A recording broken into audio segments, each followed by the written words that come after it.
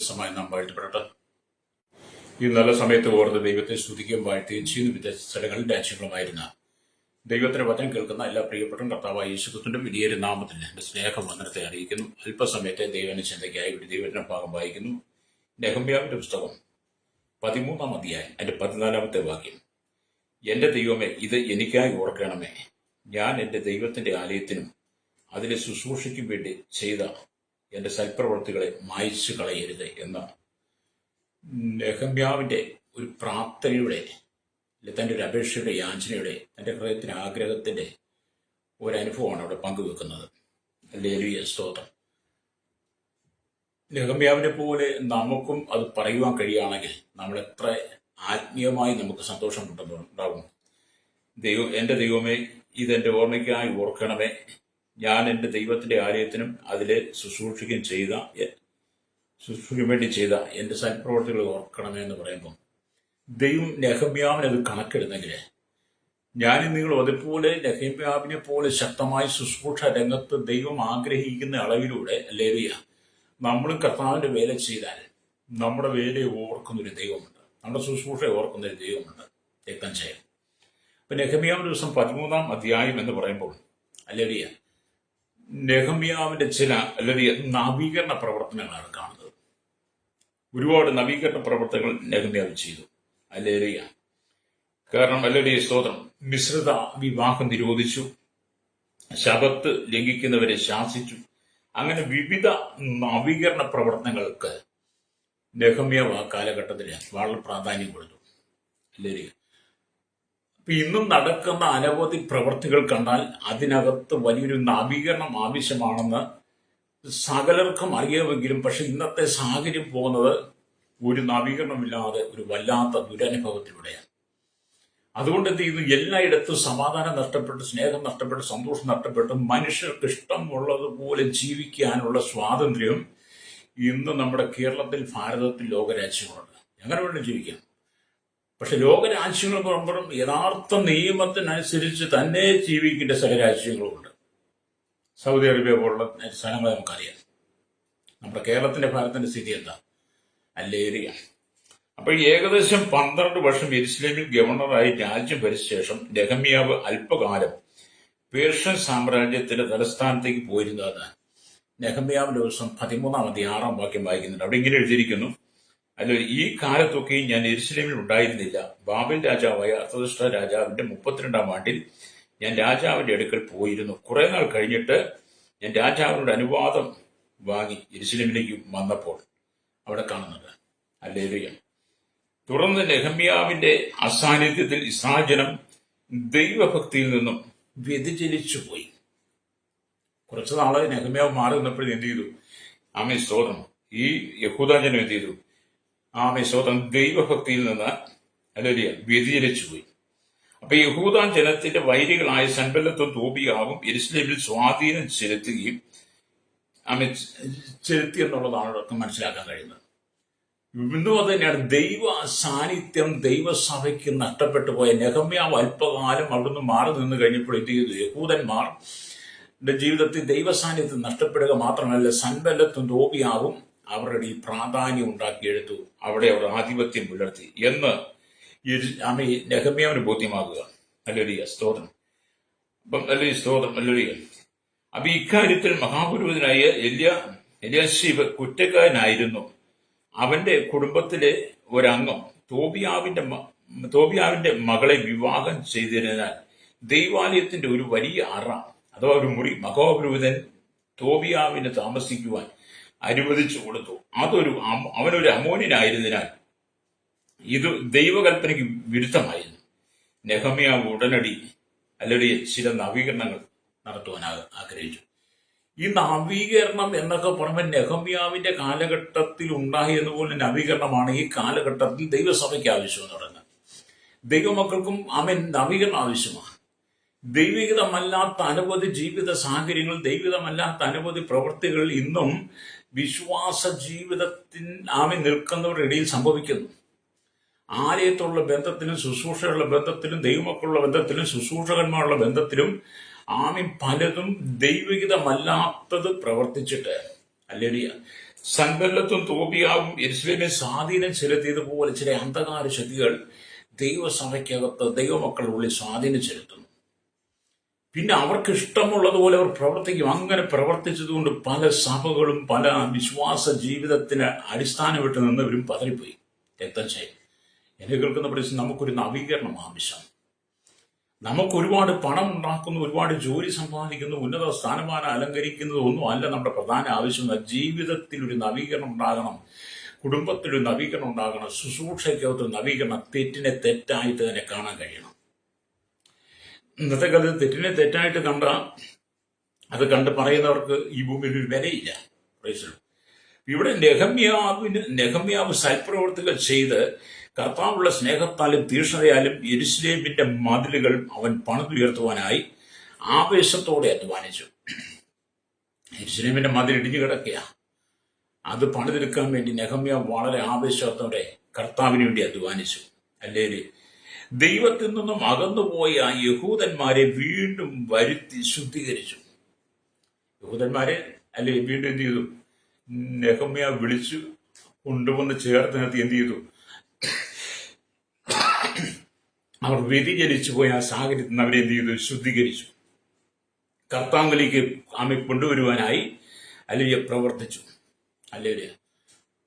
ഇന്നും അതുതന്നെയാണ് ഒരു ശുദ്ധീകരണം. യഹൂദന്മാരുടെ ഒരു ശുദ്ധീകരണം നടന്നതുപോലെ ദൈവസഭയ്ക്ക് ഒരു ശുദ്ധീകരണം നടക്കണം. മാത്രമല്ല, അന്യജാതി സ്ത്രീകളെ വിവാഹം ചെയ്ത് യഹൂദന്മാരെ കർശനമായി ശാസിച്ചു. അന്യജാതി സ്ത്രീകളെ വിവാഹം ചെയ്ത യഹൂദന്മാരെ കർശനമായി ശാസിച്ചു എന്ന് കാണാൻ കഴിയും. അത് നെഹമ്യാവിന്റെ ദിവസം 13-ാം അധ്യായം 23 തൊട്ട് വാക്യങ്ങൾ വായിക്കും കാണുന്നുണ്ട്. ആ കാലത്ത് ഞാൻ അസ്തോദ്യരും അമ്മോന്യരും മോവാബിലുമായ സ്ത്രീകളെ വിവാഹം കഴിച്ച യഹൂദന്മാരെ കണ്ട് അവരുടെ മക്കൾ പാർത്ത അസ്തോദ്യ ഭാഷ സംസാരിച്ചവർ അതത് ജാതിയുടെ ഭാഷയല്ലാതെ യഹൂദ ഭാഷ സംസാരിപ്പാൻ അറിഞ്ഞില്ല. കണ്ട, അന്യജാതിക്കാരെ വിവാഹം കഴിച്ചതിനെ യഥാർത്ഥമായി നെഹമ്യാവ് ശാസിച്ചു എന്നുള്ളതാണ്. ഇന്നെങ്ങനെയാണ്? ഇന്ന് ഇഷ്ടം പോലെ ആർക്കും എങ്ങനെയും ജീവിക്കാം. ആരെ വേണേലും വിളിച്ചുകൊണ്ടുവരും, ആരെ വേണേലും കൊണ്ടു നിർത്താം. അവരെങ്ങനെ ജീവിച്ചാലും ഒരു കുഴപ്പമില്ല. അതാ ഇന്നത്തെ സമൂഹം എന്ന് പറയുന്നത്. ഹല്ലേലൂയ.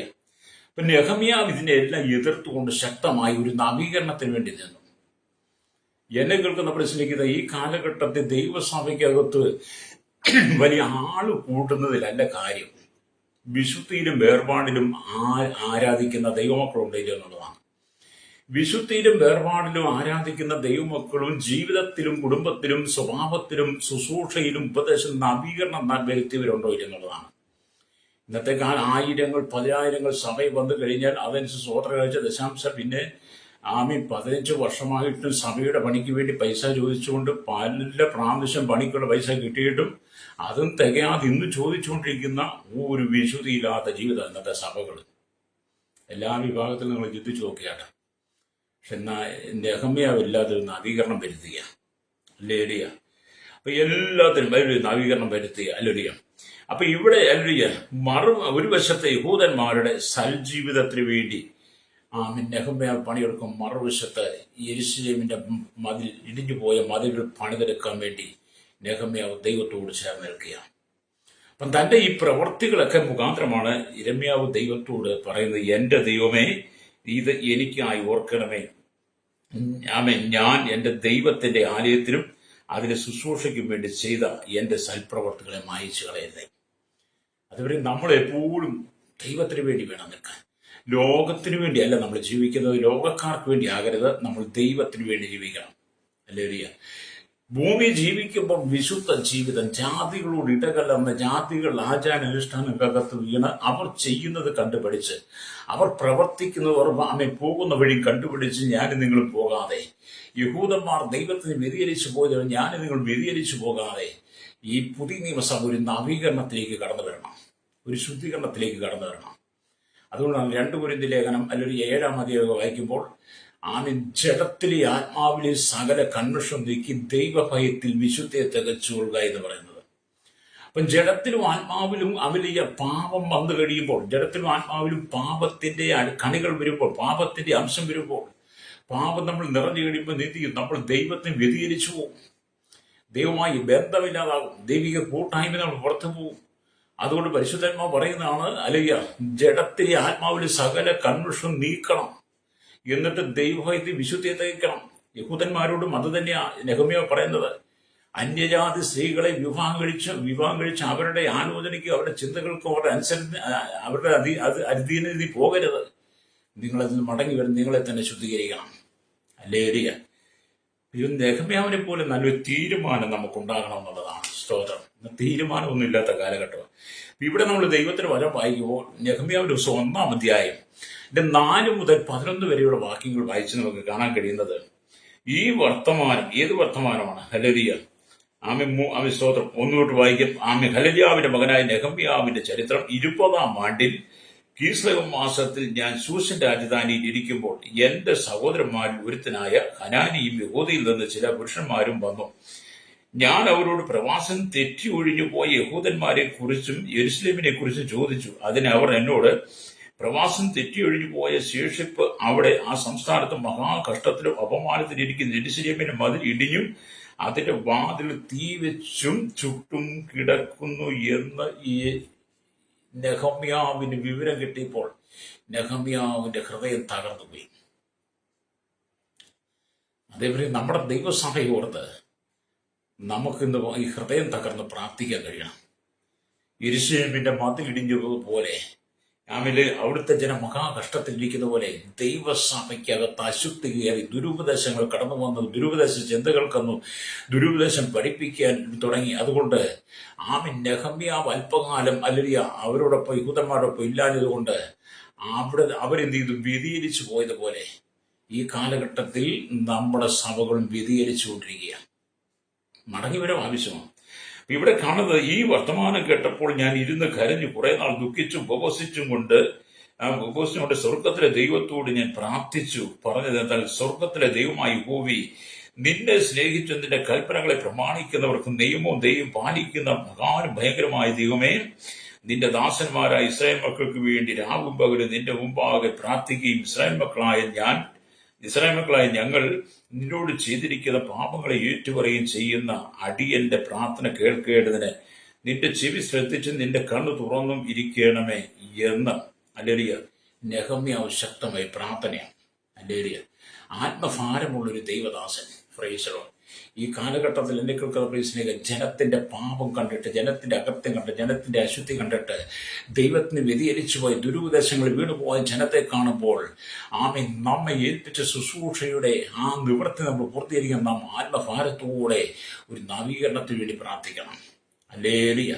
ദൈവസഭയെ തകർക്കത്തക്ക നിലയിൽ പിശാച് പല തന്ത്രങ്ങളും ആവിഷ്കരിച്ചുകൊണ്ട് ക്രൈസ്തവ സമൂഹത്തെ തന്നെ ഭൂമി നിർമൂലനം ചെയ്യുവാൻ പിശാച് ഒരുക്കുന്ന പദ്ധതിയിലേക്ക് വീണു പോകാതെ ജനം മടങ്ങി വരേണ്ട സമയമാണ്. ഹല്ലേലൂയ. പണ്ടത്തെ പോലൊരു നല്ല കാലം ആവശ്യമാണ്. അല്ലെങ്കിൽ ആ ആദിമസഭയുടെ കാലഘട്ടത്തിൽ യേശുവിന്റെ ശിഷ്യന്മാരടക്കം 120 പേര് ദൈവത്തിൽ ഒന്നിച്ചെന്ന് പ്രാർത്ഥിച്ചപ്പോൾ പരിശുദ്ധാത്മാവ് അത്യജാല പോലെ വിളർന്നിരിക്കുന്ന നാവുകൾ പോലെ അവരുടെ മേൽ പതിഞ്ഞത്. അവർ അന്യഭാഷയിൽ ദൈവത്തെ സ്തുതിച്ചാരാധിച്ചു, ആത്മാവ് നിറയപ്പെട്ടു. ഹല്ലേലൂയ. ആ കാലഘട്ടത്തിൽ ദൈവസഭയ്ക്ക് ഉണ്ടായിരുന്ന വിശുദ്ധിയിലും വേർപാടിലും രക്തം ചെയ്യും. ഈ കാലഘട്ടത്തിലും ദൈവസഭ അതിലേക്ക് മടങ്ങി വരണം. പാപത്തെ വലിച്ചെറിയണം, പാപത്തെ നീക്കിക്കളയണം, ജഡത്തെ നമ്മൾ ശുദ്ധീകരിക്കണം. ആത്മാവിന്റെ വീണ്ടെടുപ്പ് നമ്മൾ നഷ്ടപ്പെടുത്തി കളയരുത്. രക്തം ചെയ്യും. പാപികളോട് വേറിട്ടിരിക്കുവാൻ കഴിയണം നമുക്ക്. ഹല്ലേലൂയ. ലോകത്തിലുള്ളതിനെ നിങ്ങൾ സ്നേഹിക്കരുത്. ലോകസ്നേഹം ദൈവത്തോട് ശത്രുത്വമാകുന്നതാണ് ദൈവത്തിന്റെ വചനം പറയുന്നത്. അതുകൊണ്ട് എന്നെ കേൾക്കുന്ന മാതാപിതാക്കളെ, എന്നെ കേൾക്കുന്ന സഹോദരൻ, നീ ലോകത്തോട് ചേർന്ന് ലോകത്തിന്റെ ഇഷ്ടപ്രകാരം ജീവിച്ച് യഹൂദന്മാർ വ്യതിചലിച്ചതുപോലെ നീ പാപത്തിലേക്ക് വ്യതിചലിച്ച് നിന്റെ ഇഷ്ടപ്രകാരം ജീവിക്കാതെ കർത്താവായ യേശുക്രിസ്തുവിന്റെ മധ്യാകാശ വലിയൊരു ഏറ്റവും ആസന്നമായി തിരിച്ചറിഞ്ഞുകൊണ്ട് ആദിമസഭയുടെ അനുഭവത്തിലേക്ക് മടങ്ങി വരണം. Praise the Lord. ആദിമസഭയുടെ അനുഭവത്തിൽ നെഹമ്യാവ് പ്രാർത്ഥിച്ച പോലെ നമ്മൾ പ്രാർത്ഥിക്കണം. ഹല്ലേലൂയ. നെഹമ്യാവിനെ പോലെ പ്രാർത്ഥിക്കും. അപ്പൊ നെഹമ്യാവ് കർത്താവിനോട് ശക്തമായി, യഹോവയോട് ശക്തമായി പ്രാർത്ഥിച്ചു. ഹല്ലേലൂയ. ദൈവമേ, ഞാൻ നിനക്ക് വേണ്ടി ചെയ്ത സൽപ്രവർത്തികളെ ഓർക്കണമേ. ഹല്ലേലൂയ.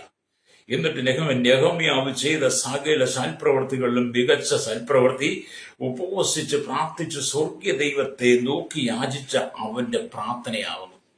നെഹമ്യാവിന്റെ സൽപ്രവർത്തികൾ ഏറ്റവും പ്രാധാന്യം എന്തായിരുന്നു? അവന്റെ പ്രാർത്ഥനയായിരുന്നു. പ്രൈസലോ.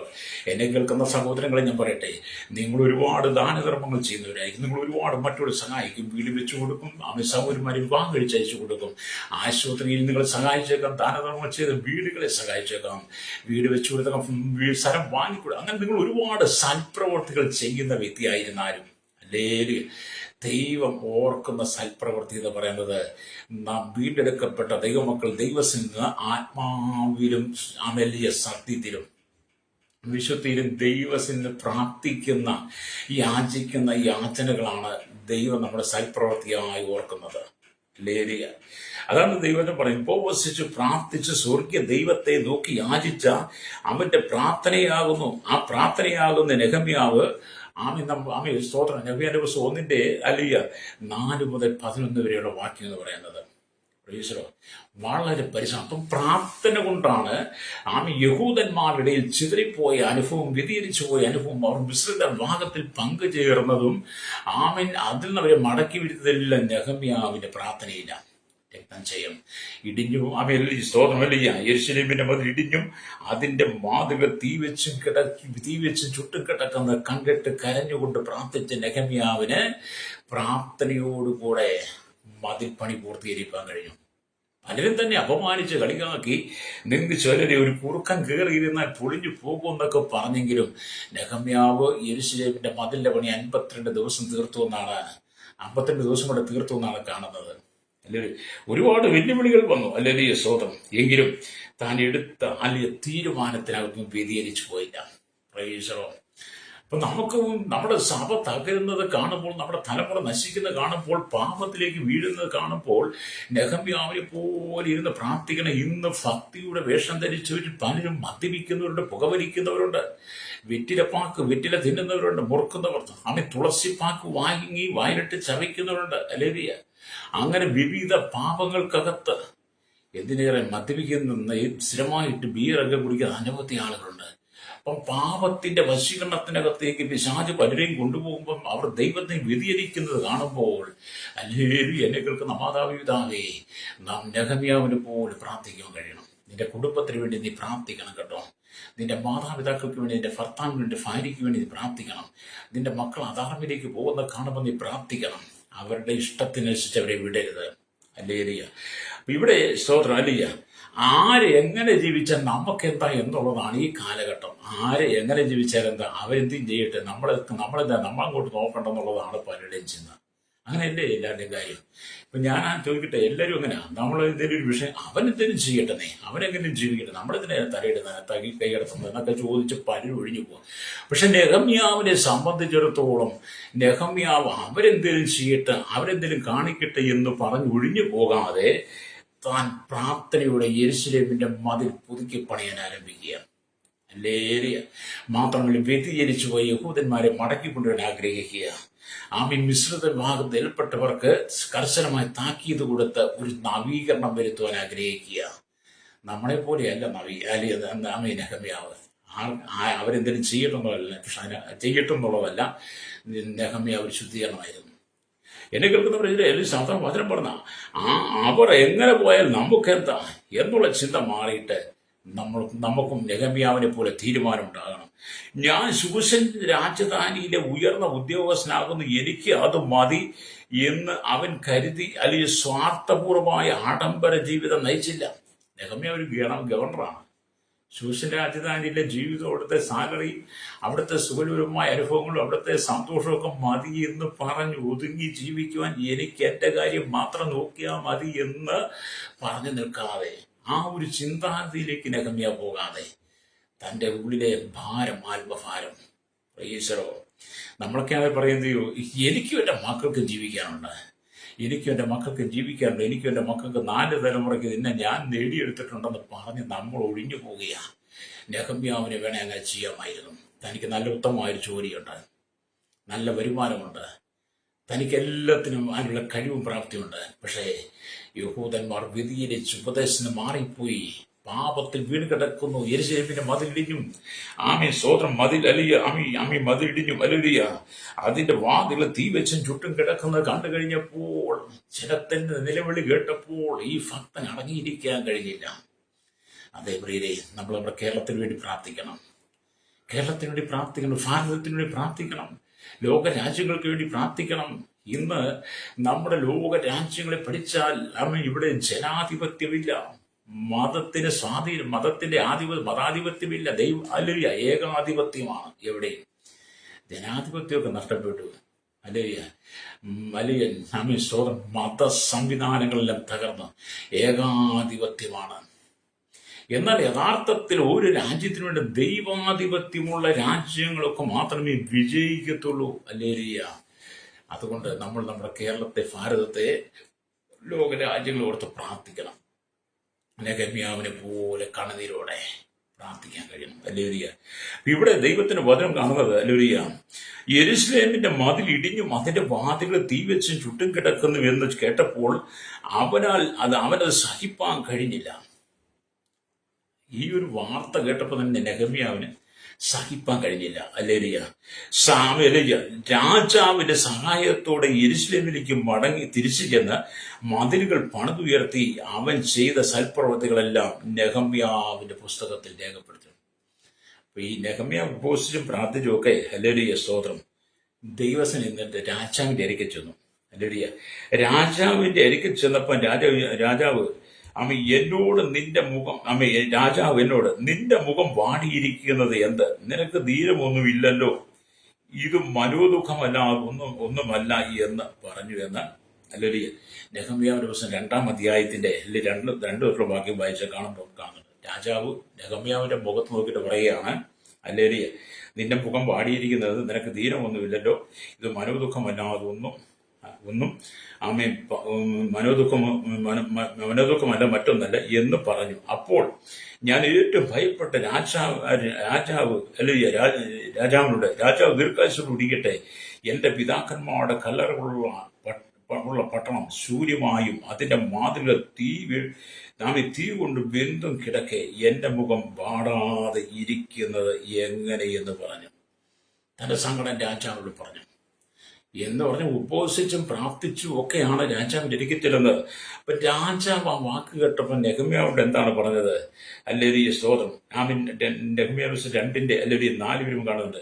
രാജാവ് എന്നോട് നിന്റെ അപേക്ഷ എന്ത് എന്ന് ചോദിച്ചു. ഉടനെ ഞാൻ സ്വർഗത്തിലെ ദൈവത്തോട് പ്രാർത്ഥിച്ച് രാജാവിനോട്, രാജാവ് തിരുവുള്ളമുണ്ടായി അടിയന് തിരുമുമ്പിൽ ദയ ലഭിച്ചുവെങ്കിൽ അടിയനെ യഹൂദയിൽ എന്റെ പിതാക്കന്മാരുടെ കല്ലറകളുള്ള പട്ടണത്തിലേക്ക് അത് പണിയേണ്ടതിന് ഒന്ന് അയക്കണമേ എന്ന് രാജാവിന്റെ കാര്യം ഉണർത്തി നെഹെമ്യാവ്.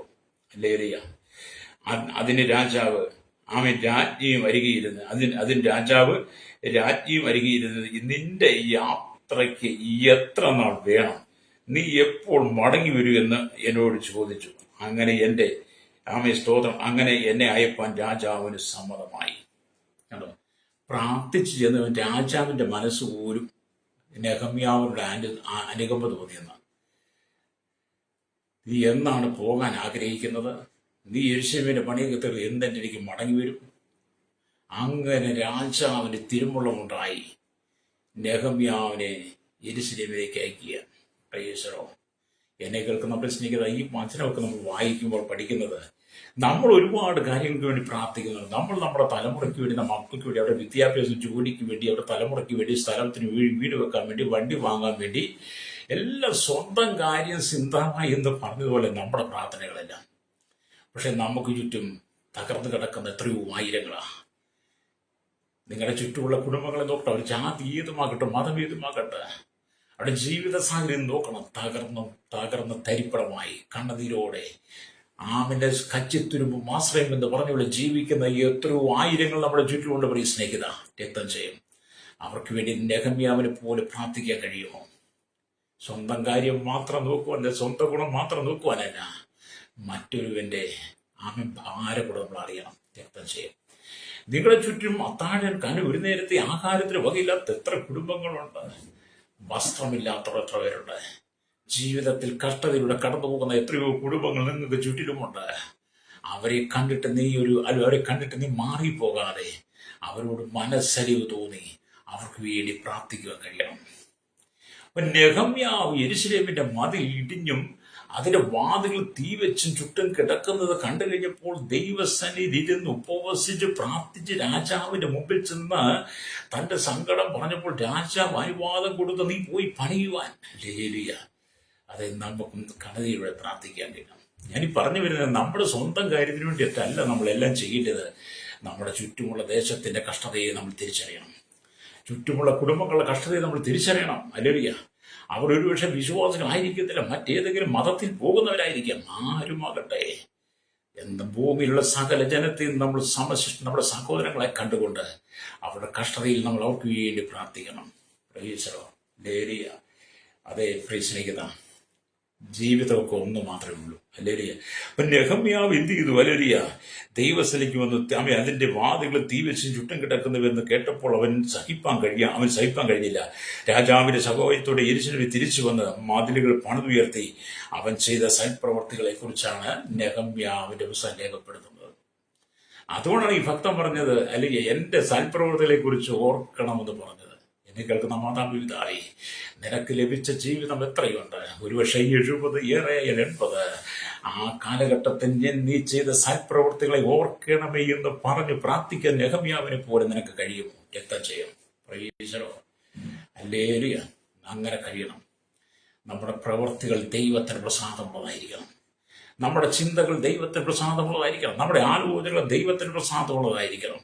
നമ്മൾ ചെയ്യുന്നതെല്ലാം കർത്താവിന് വേണ്ടി ചെയ്യണം. അതുകൊണ്ടാണ് വേദവസം പഠിപ്പിക്കുന്നത്, നിങ്ങൾ ചെയ്യുന്നതൊക്കെ ഈ കർത്താവിന് എന്ന പോലെ ചെയ്യുവിൻ. പ്രൈസലോ.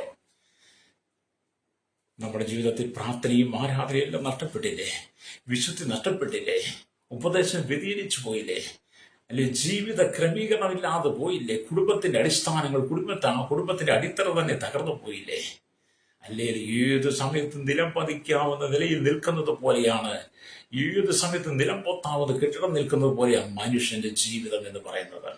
ഏത് സമയത്തും മനുഷ്യൻ എന്തും ചെയ്യും.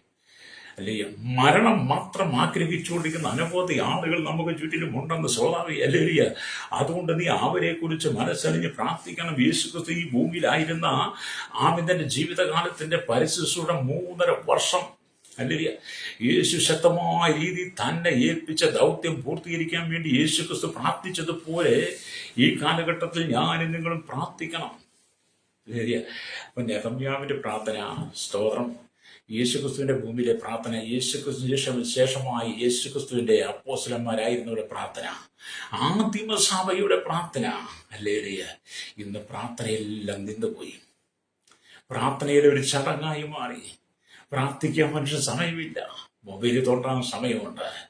പ്രാർത്ഥിക്കാൻ മനുഷ്യൻ സമയമില്ല. പൊട്ടച്ചൊല്ലും കളിവാക്കും ചീത്തത്തിലും പറഞ്ഞിരിക്കുന്ന സമയമുണ്ട്. പ്രാർത്ഥിക്കാൻ മനുഷ്യൻ സമയമില്ല. ലോകത്തിന്റെ കഥകൾ പറഞ്ഞിരിക്കാൻ സമയമുണ്ട്. എന്നാൽ ദൈവം ആഗ്രഹിക്കുന്ന നിന്റെ ഉള്ളിലെ പ്രാർത്ഥനയാണ്. നിന്റെ സൽപ്രവർത്തികൾ എന്ന് പറയുന്നത് നീ മറ്റുള്ളവർക്ക് വേണ്ടി കഴിക്കുന്ന പ്രാർത്ഥന, ആത്മഭാരത്തോടെ പ്രാർത്ഥിക്കുന്ന പാപിയായ ഒരു മനുഷ്യന് വേണ്ടി. ഹല്ലേലൂയ. പാപത്തിൽ വീണുകിടക്കുന്ന, ശാപത്തിൽ വീണുകിടക്കുന്ന, കണ്ണുനീരിന്റെ നടിയിലൂടെ കടന്നു പോകുന്ന ജനത്തിന്റെ നന്മയ്ക്ക് വേണ്ടി നീ പ്രാർത്ഥിക്കണം. യേശു പറഞ്ഞ നിന്റെ ശത്രുക്കൾക്ക് വേണ്ടി നിങ്ങൾ പ്രാർത്ഥിക്കാൻ. നിങ്ങളെ ഉപദ്രവിക്കുന്നവർക്ക് വേണ്ടി നിങ്ങൾ പ്രാർത്ഥിക്കണം. നിങ്ങളെ ഉപദ്രവിക്കുന്നവരായിരിക്കട്ടെ, നിങ്ങളെ ശത്രുക്കൾ, അവർക്ക് വേണ്ടി നിങ്ങൾ പ്രാർത്ഥിക്കണം. അവരെ നിങ്ങൾ സ്നേഹിക്കണം. പ്രൈസലോ. അതുകൊണ്ട് യേശുക്രിസ്തുവിനെ പോലെ പ്രാർത്ഥനയ്ക്ക് മടങ്ങി വരാം. ഹല്ലേലൂയ. ഈ കാലഘട്ടത്തിൽ പ്രാർത്ഥനയ്ക്ക് വേണം ഏറ്റവും പ്രാധാന്യം കൊടുക്കുവാൻ. അതുകൊണ്ട് വചനം പഴയ നിയമത്തിലും പുതിയ നിയമത്തിലും വിശുദ്ധന്മാരുടെ ജീവിതത്തെക്കുറിച്ച് വായിക്കുമ്പോഴെല്ലാം കർത്താവ് അവർക്ക് കൃപയായി നൽകിയ നാളുകളിൽ അവർ കർത്താവിന് വേണ്ടി വളരെ തീക്ഷ്ണതയോടെ സൽപ്രവൃത്തികൾ ചെയ്തു എന്ന് വേദപുസ്തകം പഠിക്കുമ്പോൾ കാണാൻ കഴിയും. പഴയ നിയമം പഠിച്ചാലും പുതിയ നിയമം പഠിച്ചാലും ഹല്ലേലൂയ. കർത്താവ് വിളിച്ചു വേർതിരിച്ച ദൈവത്തിന്റെ ദാസന്മാർ അവരുടെ ജീവിതം സൽപ്രവൃത്തികൾക്ക് വേണ്ടി അവരെ ഏൽപ്പിച്ചു കൊടുത്തു. അവർക്ക് അത്യാഗ്രഹമില്ല, ദിവ്യാഗ്രഹമില്ലായിരുന്നു. അവർക്ക് ലോകത്തിന്റെ പൊളിവാക്കുകൾ പറഞ്ഞ് ചൊളിവാക്കുകൾ പറഞ്ഞിരിക്കുന്ന സമയമില്ലായിരുന്നു. ഒരു ഭവനത്തിൽ അടുത്ത ഭവനത്തിലേക്ക് കുറ്റം പറയാൻ ഓടാൻ സമയമില്ലായിരുന്നു. ഹല്ലേലൂയ. ദൈവം ഏൽപ്പിച്ച സൽപ്രവർത്തികൾ ചെയ്ത് തീർക്കുക. ഹല്ലേലൂയ. കർത്താവ് ഏൽപ്പിച്ച ദൗത്യം ചെയ്തു തീർക്കുക എന്നുള്ളതായിരുന്നു അവരുടെ ജീവിതത്തിന്റെ ലക്ഷ്യം മുഴുവൻ. ഹല്ലേലൂയ. എന്നെ കേൾക്കുന്ന മാതാപിതാ സഹോദര, നിന്റെ ലക്ഷ്യം എന്താണ്? നിന്റെ സൽപ്രവൃത്തി എന്താണ്?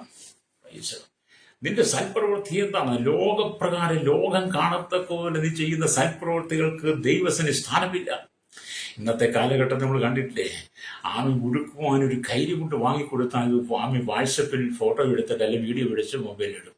അല്ലെങ്കിൽ ആർക്കെന്തെങ്കിലും ഒരു സഹായം ചെയ്താൽ, ധനസഹായം ചെയ്താൽ, ആർക്കെങ്കിലും ഒരു വീട് വെച്ച് കൊടുത്താൽ, ആർക്കെങ്കിലും ഒരു വസ്ത്രം വാങ്ങിക്കൊടുത്താൽ, ആർക്കെങ്കിലും ഒരു നേരത്തെ ആഹാരം വാങ്ങിക്കൊടുത്താൽ, അതെല്ലാം ഇപ്പോൾ മൊബൈൽ പിടിച്ച് സ്വയം പേരെടുക്കുന്ന കാലഘട്ടമാണ്. അല്ലേരിയ. എന്നാൽ യെരൂശലേമിന്റെ മതിൽ ഇടിഞ്ഞും അതിന്റെ വാതിൽ ചുറ്റും തീ വെച്ചും കിടക്കുന്നത് കണ്ട് അവിടുത്തെ ജനം മഹാകഷ്ടത്തിലായിരിക്കുന്നത് കേട്ട നെഹമ്യാവ് തന്നെ ഉയർത്താൻ ശ്രമിച്ചില്ല. താൻ ദൈവത്തിന് വേണ്ടി സൽപ്രവർത്തികൾ ചെയ്യുവാൻ തയ്യാറായി. അതാരും മൊബൈലും വാട്സപ്പിനും ഫേസ്ബുക്കിലും ഒന്നും ഇട്ടില്ല. ആ കാലഘട്ടത്തിൽ അങ്ങനത്തെ സംവിധാനമില്ലായിരുന്നു. അതെല്ലാം നെഹമ്യാവ് ചെയ്ത സൽപ്രവർത്തികളെല്ലാം ആമി സ്തോത്രം നാം വിശുദ്ധ ബൈബിളിൽ നെഹമ്യാവിന്റെ പുസ്തകത്തിനകത്ത് എഴുതി വെച്ചു. നെഹമ്യാവ് ചെയ്ത സൽപ്രവർത്തികളിൽ ഈ പുസ്തകത്തിൽ എഴുതി വെച്ചിരിക്കുന്നതാണ് നമ്മളത് പ്രസംഗിക്കുന്നത്. നമ്മളത് മൊബൈലിൽ എവിടെയെങ്കിലുമൊക്കെ സേവ് ചെയ്ത് ഒരു കാലഘട്ടം വരെ അത് ചെയ്തേക്കാം. ചിലപ്പോൾ നമ്മുടെ ഇന്നലെ കൈമോശം തട്ടാന്ന് വന്നേക്കാതെ നമ്മൾ സേവ് ചെയ്തൊക്കെ നഷ്ടപ്പെട്ടേക്കാം. പക്ഷേ വിശുദ്ധ വേദപുസ്തകത്തിൽ നെഹമ്യാവിന്റെ സൽപ്രവർത്തികൾ ഒരിക്കലും മായാതെ ജീവനോടെ നിൽക്കുക.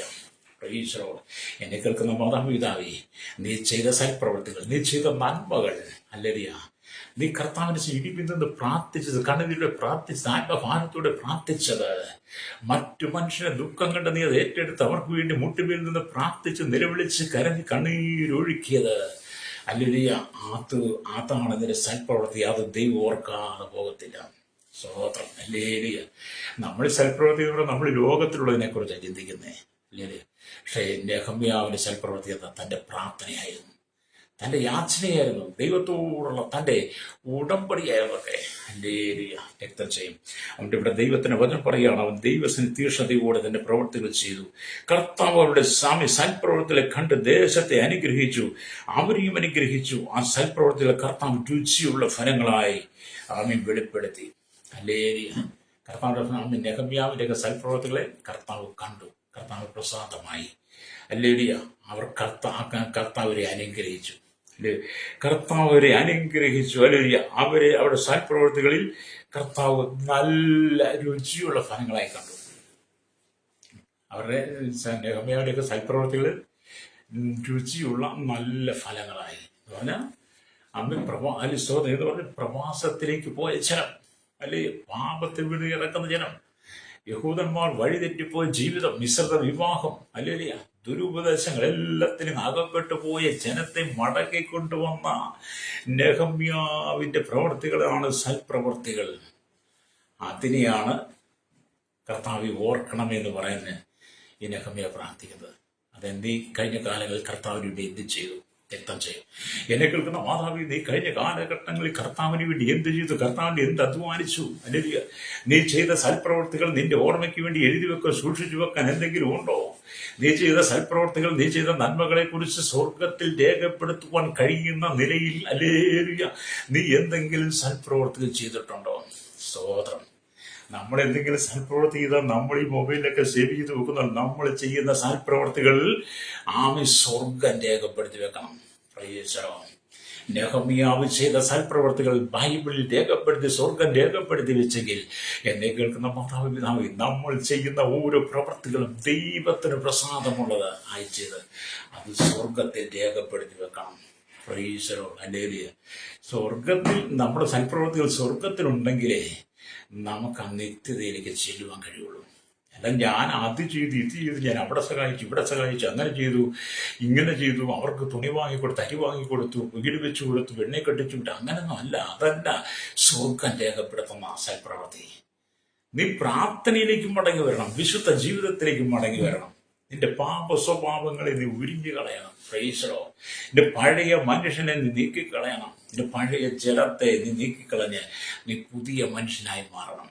രക്തം ചെയ്യും. കർത്താവായ യേശുക്രിസ്തുവിന്റെ രക്തത്താൽ വീണ്ടും ആമി കഴുകപ്പെട്ട് വീണ്ടും ജനം പ്രാപിച്ച് വിശുദ്ധിയുടെ അനുഭവത്തിൽ നിന്നുകൊണ്ട് ആത്മാക്കൾക്ക് വേണ്ടി പ്രാർത്ഥിക്കണം. കേരളത്തിലെ 3.25 കോടി ജനങ്ങളും തലമുറകളും എണ്ണത്തിൽപ്പെടാത്ത അന്യവസാന തൊഴിലാളികളും മദ്യത്തിനും മയക്കുമരുന്നിനും പാൻശാലകൾക്ക് ലഹരിക്ക് വടിവപ്പെട്ട് ഈ ലോകത്തിന്റെ ചൂതാട്ട വെറുക്കൂത്തുകളിൽ വീണ് കിടക്കുക. ഇവിടെ രാജ്യത്തിന്റെ സ്ഥിതി എന്താ? 145 കോടിയോളം വരുന്ന ജനം മതം പതനത്തിലേക്ക് നീങ്ങിക്കൊണ്ടിരിക്കുക. ലോകരാജ്യം 800 കോടി ജനമെന്താണ് തകർന്നുകൊണ്ടിരിക്കുകയാണ്. ഹല്ലേലൂയ.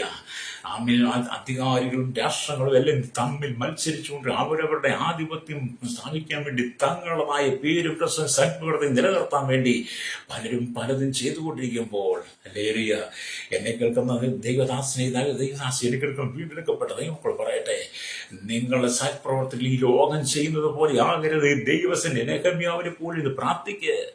ലോകരാജ്യങ്ങൾ നശിക്കുന്നത് കാണുമ്പോൾ അവർക്ക് വേണ്ടി കണ്ണീരോടെ പ്രാർത്ഥിക്കണം. Praise the Lord. അത് നമുക്കൊരു ആത്മഭാരം ആവശ്യം കേട്ടോ. പണഭാരമല്ല നമുക്ക് ആവശ്യം, പണഭാരമില്ല നമുക്ക് ആവശ്യം ആത്മഭാരമാണ്. രക്തം ചെയ്യാം. അവിടെ ദൈവത്തിന്റെ സന്നിധിക്ക് മടങ്ങി വരും. അപ്പൊ ഇവിടെ ദൈവത്തിന്റെ വചനം പറയുന്നത്, നമ്മൾ ചെയ്യുന്ന കാര്യങ്ങളെല്ലാം രുചിയുള്ള ഫലങ്ങളായി കർത്താവിന് കാണണം. നമ്മൾ ചെയ്യുന്ന ഫലങ്ങളെല്ലാം രുചിയുള്ള ഫലങ്ങളായി. ഹല്ലേലൂയ. അതുകൊണ്ട് നമ്മൾ യോഹന്നാന്റെ സുവിശേഷമൊക്കെ വായിക്കും. 15-ാം അധ്യായം 16-ാം വാക്യമാണ് നിങ്ങൾ വായിച്ചു നോക്കണം. നിങ്ങൾ എന്നെ തെരഞ്ഞെടുത്തു എന്നല്ല, നമ്മൾ കർത്താവിനെ തെരഞ്ഞെടുത്തെന്നല്ല, കർത്താവ് നമ്മളെ തെരഞ്ഞെടുത്തു. ഹല്ലേലൂയ. കർത്താവ് നമ്മളെ തെരഞ്ഞെടുത്തു. എന്തിന്? നാം പോയി ഫലം കായ്ക്കണം, ആ ഫലം നിലനിൽക്കുകയും ചെയ്യണം. ഹല്ലേലൂയ.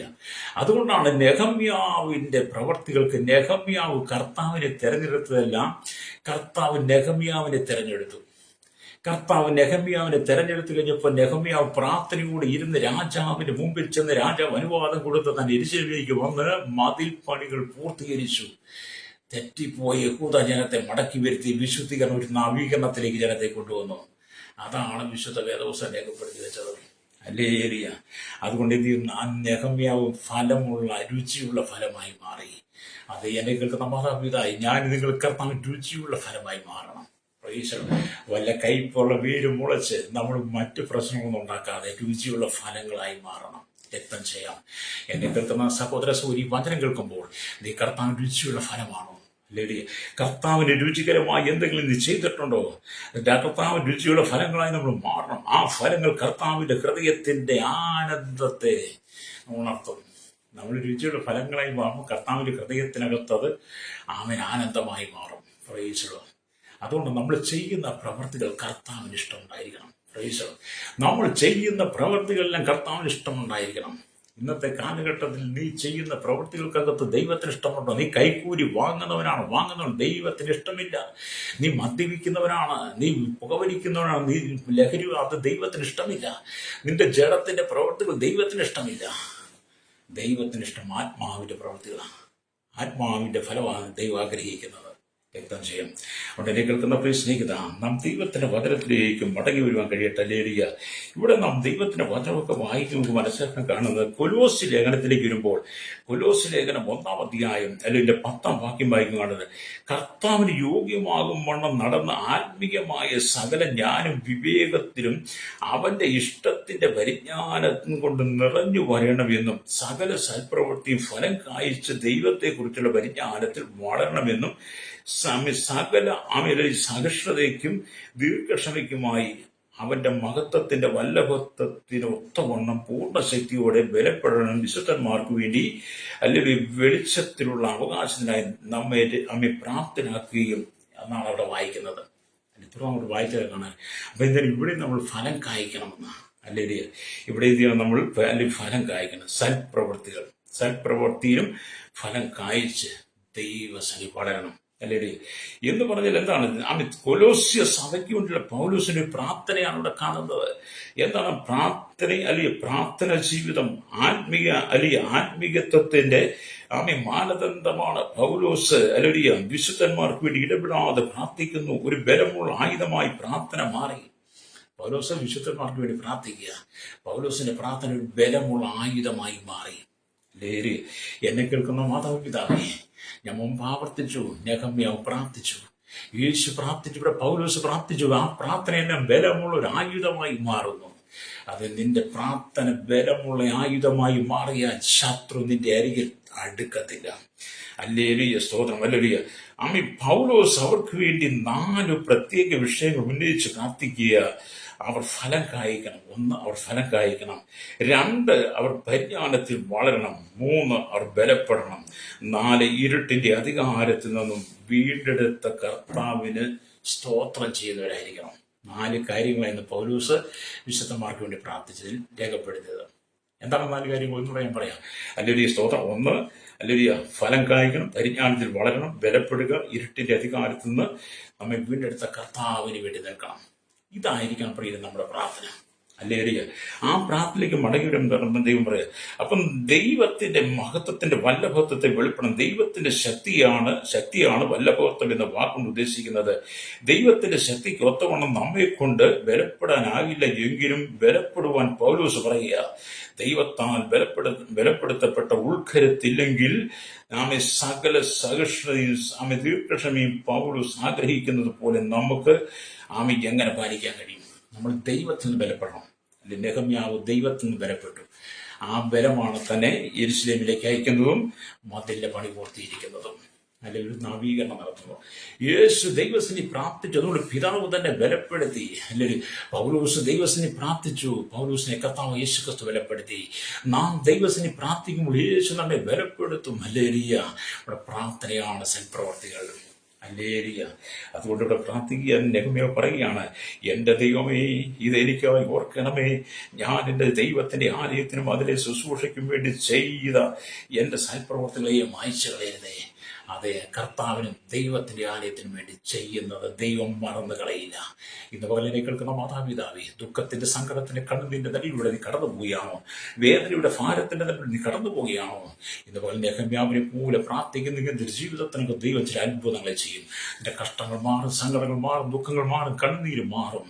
അത് യെരൂശലേമിന്റെ മതിൽ ഇടിഞ്ഞും വാതിലുകൾ തീ വെച്ചും ചുറ്റും കിടക്കുന്നത് നെഹമ്യാവ് കണ്ട് നിലവിളിച്ചതുപോലെ നിന്റെ കുടുംബത്തിന്റെ അരാജകത്വം കണ്ട്, നിന്റെ കുടുംബത്തിന്റെ പരാജയം കണ്ട്, ദേശത്തിന്റെ പരാജയം കണ്ട് നീ പ്രാർത്ഥിക്കുന്നെങ്കിൽ ഹല്ലേലൂയ, ദൈവം നിന്നെ മാനിക്കുവാൻ ശക്തനാണ്. ഹല്ലേലൂയ. ദൈവം നിന്റെ സങ്കടങ്ങളെ മാറ്റാൻ വിശ്വസ്തനാണ്. നിന്റെ സകല പ്രതികൂലത്തെ മാറ്റിത്തരാൻ ദൈവം വിശ്വസ്തനാണ്. തകർന്നു പോകരുത്.